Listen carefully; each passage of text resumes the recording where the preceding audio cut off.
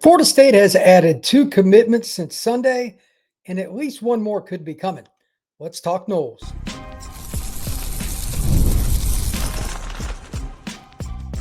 You are Locked On Seminoles, your daily podcast on the Florida State Seminoles.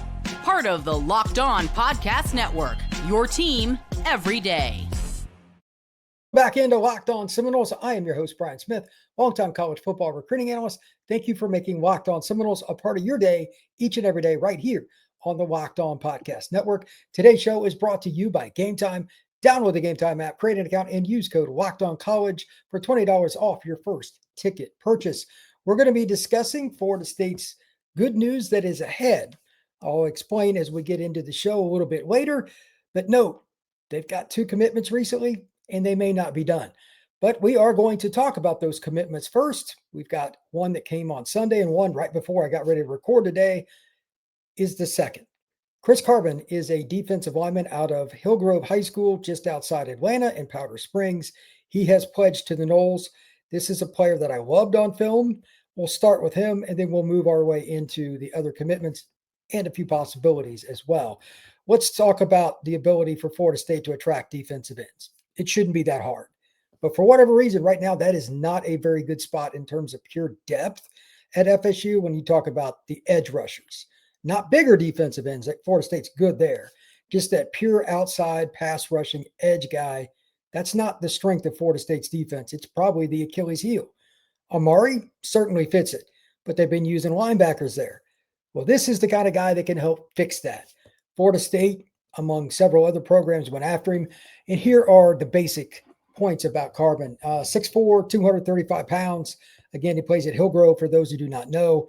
That is on the north side / east side of Atlanta. Really good football program in a great, not a good, a great area for high school football nationally. It's about as good as it gets. So he is seeing top competition every single week in some capacity. Not the whole team. There's a D1 kid on the other side of the ball pretty much every game for when these teams play. Secondarily, looking at the rankings and all that, I kind of found it interesting. I thought Carbin was underranked. Louisville, Kansas State, Baylor, Auburn, Mississippi State, Georgia Tech, Florida State, and several other programs have offered him. But in particular, I thought Louisville and K-State were interesting. And so was Baylor. Like Baylor doesn't normally recruit Georgia. Dave Aranda, I don't think he's a great head coach, but he knows front seven talent. I'm not sure I trust him as much with defensive backs the way Baylor's played the last couple of years, but he's had a lot of guys during his history in the front seven that were difference makers. That's a good sign. K-State always finds under the radar players, or else they'd never be good. It's hard to get kids to go to K-State. And then Louisville is just tremendous, even before Brom got there, at recruiting Alabama, Georgia, and Florida. Anytime Brom offers a kid, it catches my eye. Those were good signs, but here's what I saw on film. Power at the point of attack. Most edge rushers, and I mean pure outside, dip your shoulder, get around the corner, get up the field, and sack the quarterback guys, they're not very good against the run. Carbin, however, his very first highlight, he shocks and absolutely mammoth offensive tackle, pushes him back despite not turning his feet, which technically was wrong, and he still pushed the guy back and blew up the play. Like his natural strength is not normal for a 235 guy. It's more like a 295-pound guy. Great sign. Secondarily, he's pretty good in coverage. I wouldn't drop him at all, but his high school does a little bit. He's pretty good at it.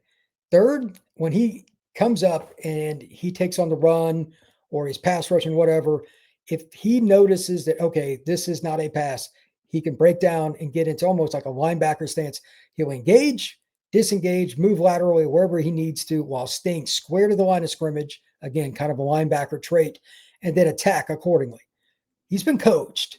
This is a guy that I think will be a natural on special teams right away for Florida State. And he could play in some situations like a linebacker, short yardage, goal line, where you're just trying to make sure nobody gets outside. He gets an easy first down. He could be that guy. But overall, again, this is going to be the outside linebacker / weak side defensive end at a 4-3 traditionally that you would think of with Florida State that the Noles just don't have on the roster right now. He committed on Sunday, and I think Florida State is far better for it. Here are a couple the other numbers on him. Rivals has him as the number 63 D end, 24/7 77 and ESPN number 72. I disagree with those. The competition he's playing with his frame, maybe he grows into a strong side end. That is possible, but I would still take that too. And I just like how he could run, he can hit, how physically is, how strong he is. That looks like a defensive end that should be playing at Florida State University. From my perspective, and I grew up with the Bowden era. There is no better group over a 10, 15-year stretch of defensive ends than what Florida State had. It was insane. He could play in that group in terms of his physical traits. How much he progresses will be on Carbin and the FSU staff, but I really like him. Next player, and this one, I'm going to go ahead, before I even say his name, I dubbed the Thumper. Holy moly. I'd seen him play this spring at Orlando's Under Armour, but that's a camp. You're not allowed to hit. As a general rule, scouts like myself, when we go to these events, we do just about everything we can. And I mean this literally, to avoid watching linebackers because they can't hit. How do I evaluate linebackers if they can't hit? You really don't, because they put them in one-on-one coverage with running backs and they get smoked over and over again. Nobody is ever going to play in that situation very much in college because you bracket coverage if you're using linebackers. That's just the way it works. You can't do that really in camp settings that well. So he was about the only guy that I noticed, what little I watched, that was good. Most linebackers out there, like always, especially against Florida kids, were getting roasted. It's not a fair competition, and that's, again, why we avoid them when we're at these camps. It doesn't matter who it is. We all go watch the linemen, etc. Daylen Green could run. Just on the hoof, I said he's 6 foot, maybe 6'1", 195, 200 pounds, something like that. Well, depending on which service you go by, he's a linebacker, he's a safety, etc. But Thumper, turn on the film. When in doubt, use your own eyes. He plays for Gadsden County, which is just northwest of Tallahassee. I mean, it's like the first town up the road. They don't get much coverage. But holy cow, do they have some players. Green's not the only guy they got either. But watching him in the first, 3 or 4 clips, there were a couple of hits that you said that's an NFL play. And I'm not trying to demean the other kid, but there was one play. He knocked the guy out. I mean, literally knocked him out. And before the play was over, the other team's coaches, rightfully so, were running out onto the field to check on the kid because he was stone cold out. This is a kid that just plays 100 miles an hour. Could he play the star position? Sure. That's a possibility. But this is a guy that runs like a deer, has pretty natural coverage ability. Again, he could play strong safety or that star spot over the slot. But Gadsden County, which again is a good football program, they use him at will some of the time. They use him at free safety some of the time. They use him at outside linebacker part of the time. It depends on how tall he gets, how much he weighs. But I want Daylen Green near the line of scrimmage. That I know. As long as he's in the box, we're good. This is the kind of guy that Mickey Andrews would have loved. He'd have used him in 100 different ways. Again, give or take 200 pounds. If it's one way or the other, probably a little under. But he has zero fear. This is what Florida State football should look like defensively. He was committed to Arkansas. Of course, their whole coaching situation is messed up. He is now a Nole. And this is exactly what it's supposed to be like. These are the kind of kids that Bowden made a living off of back in the day. And even Jimbo, he would have went after this kid too. His film is fantastic. Rivals has him at number 97. Again, this is at safety. Take it for what it's worth. 247, number 55, ESPN number 70. He's undersized. So the only question against him is, will he get the weight and be able to keep the speed? But the power is absolutely there. And again, I dub Daylen Green Thumper. His film, if you have not seen it, holy moly, it is worth your time. Just type in Daylen Green, Daylen Green, and then Huddle, HUDL. Have some fun with it. Find it the newest highlight. You can click on newest over on the left. It'll take care of itself. You'll get to it. It's got some highlights from a few different games, like 1 through 4 or something like that. It will take care of itself. Well spent time. When we come back, I'm going to talk about another possible commitment or two. And I have a question for Florida State fans that I want them to ponder during the break and then when we get back. Are the recent commitments in part because Florida State's going to use their money for recruiting and NIL and not the coaching situation? We're going to talk about that next, right here on Locked on Seminoles. Today's show is brought to you by our friends over at FanDuel. The NBA is back, and there's no better place to get on the action than FanDuel, the official sports betting partner of the NBA. Even if you missed the start of a game or want to ride the hot hand, FanDuel has live bets on everything from who will score next to fourth quarter comebacks. Plus, you can even combine your live bets into a same-game parlay for a shot at a bigger payout. Keep every game more exciting, especially when your team's making that late push. Right now, FanDuel is giving new customers $300 in bonus bets when your first $5 bet wins. Head to FanDuel.com to sign up and play your game with FanDuel, the official sports betting partner of the NBA. We are also brought to you by our friends over at Gametime. College football is more exciting than ever, and it couldn't be any more exciting. Tailgates, rivalries, and all the energy in the stands. There's nothing quite like a live college football game. But let's be real. Actually getting tickets can feel more like a battle than the actual game itself. Endless queues, hidden fees, and those prices changing on you at checkout. We've all been there with something in life. That's why I use Gametime, literally, and the app gives you the advantage, the fan, instead of the corporations. It's the easiest way to score last-minute tickets at the best prices, so no hidden fees. And what you see is what you get. So you click on the app, type in a team, find what you're looking for, and just like me, I bought some tickets the other day for my dad and I. It took me 5 minutes, in and out, including putting in my credit card information. You just type the team you're looking for, find the game, click on it, pick the ticket. It's really simple. Take the guesswork out of buying college football tickets with Gametime. Create an account.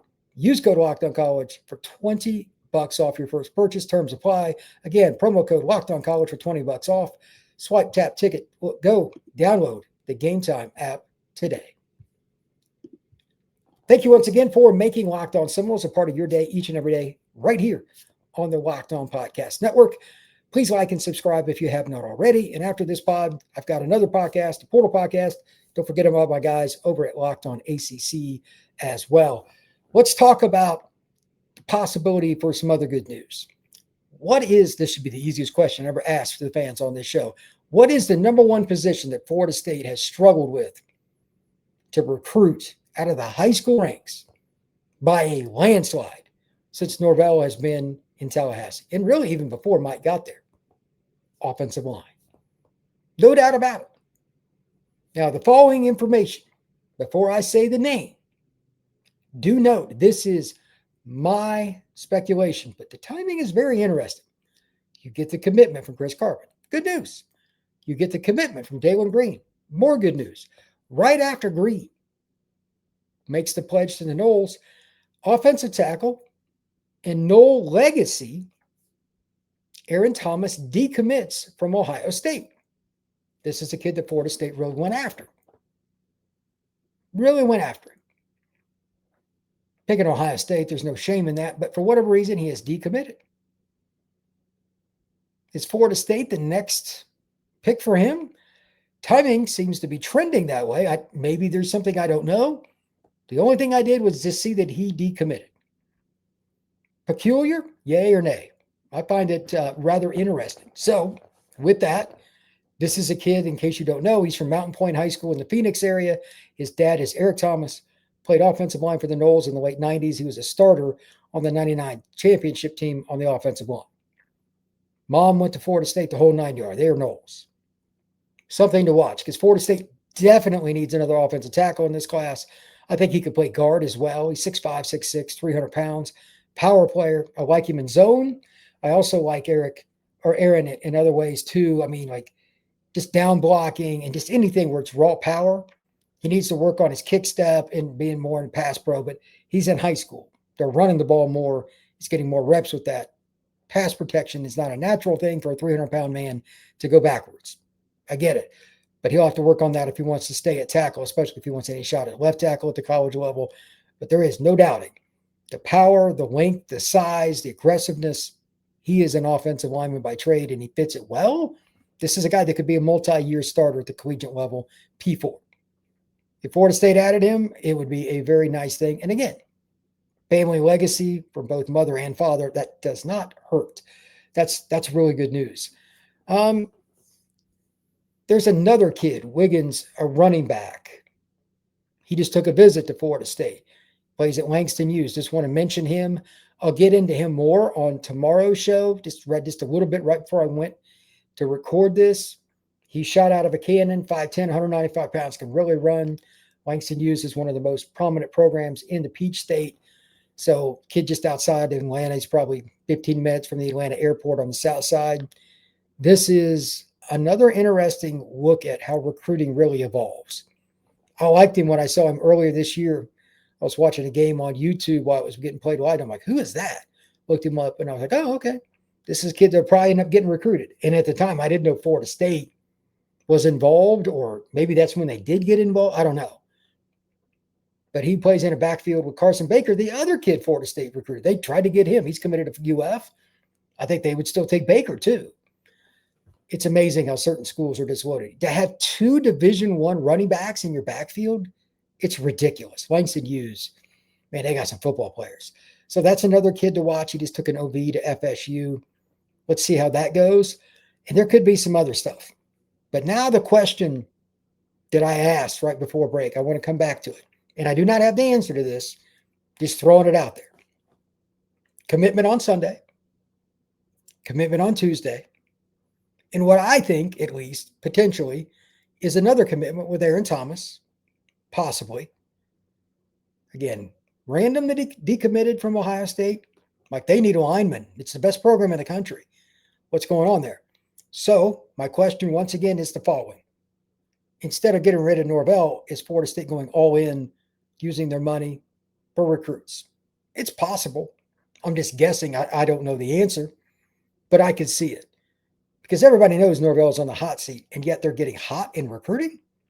Those two things do not normally coincide.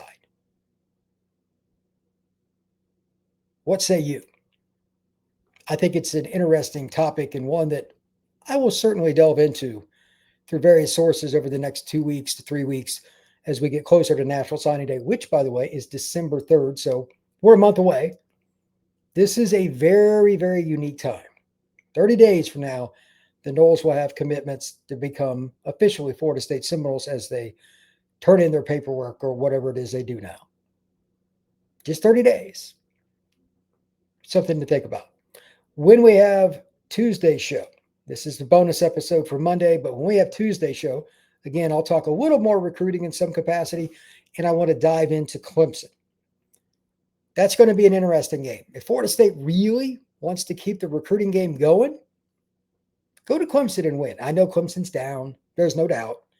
Winning in Death Valley still holds value, not just for your win-loss record, but yes, with football recruiting, because that's a program that's won national titles in the last 10 years. That's a program that is very well respected nationally in terms of its ability to attract top talent. They got some NFL draft picks after this year, regardless if they're losing some game. Klubnik can spin it, all those things. We're going to dive into Clemson a little bit, just have a fun episode. Might talk a little coaching, depending on what's going on. I got a few phone calls I still got to make tonight. But overall, tomorrow is going to be about what is Clemson? What does this game mean to Florida State? That is going to be Tuesday's Locked On Seminoles. Make sure you join us. It will be up at 3 a.m. on audio Eastern Time and 5 a.m. on YouTube. We will see you again tomorrow.